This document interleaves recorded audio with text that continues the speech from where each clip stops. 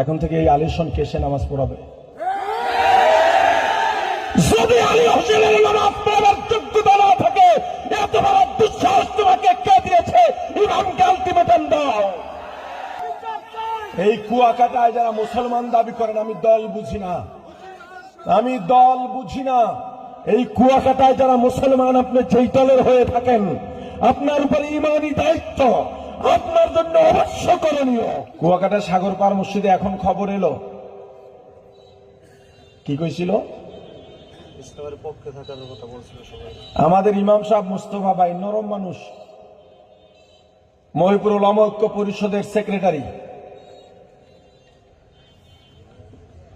বাংলাদেশ কওমি মাদ্রাসা শিক্ষা বোর্ড বেফাকের মহিপুর থানার সেক্রেটারি, সাগর পাড়ের মুস্তফা ভাই, এদের খাদিজাতুল কুবরা মহিলা মাদ্রাসার মুহতামিম, তিনি সবাইকে জুমায় মাগরিব, আজকে মাগরিবের সময় সবাইকে ইসলামের পক্ষে থাকতে বলায় আলী হোসেন নামে কেউ একজন বলেছেন আপনারা এশার নামাজ পড়ানো লাগবে না।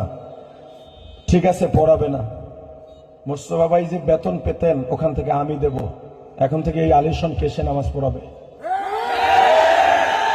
যদি আলী হোসেনের নামাজ পড়াবার যোগ্যতা না থাকে, এত বড় দুঃসাহস তোমাকে কে দিয়েছে? ইমামকে আলটিমেটাম দাও। এই আলী হোসেনকে ক্ষমা চাইতে হবে, না হয় নামাজ পড়াতে হবে। এই দুর্গতির বাইরে নয়।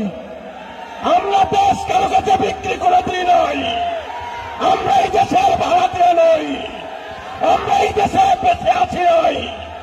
আমাদের উপরে অত্যাচার করা হবে, আমাদেরকে নির্যাতন করা হবে, মুখ পুঁতে সহ্য করা হবে না।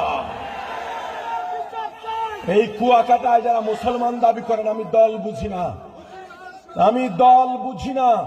এই কুয়াকাটায় যারা মুসলমান, আপনি যেই দলের হয়ে থাকেন, আপনার উপরে ইমানি দায়িত্ব, আপনার জন্য অবশ্য করণীয়।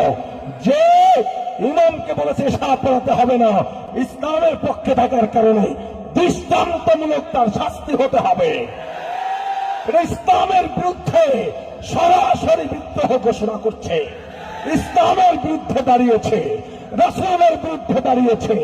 ৯৮% মুসলমানের দেশে ইসলাম বিদ্বেষী কাউকে দাঁড়াতে দেব না।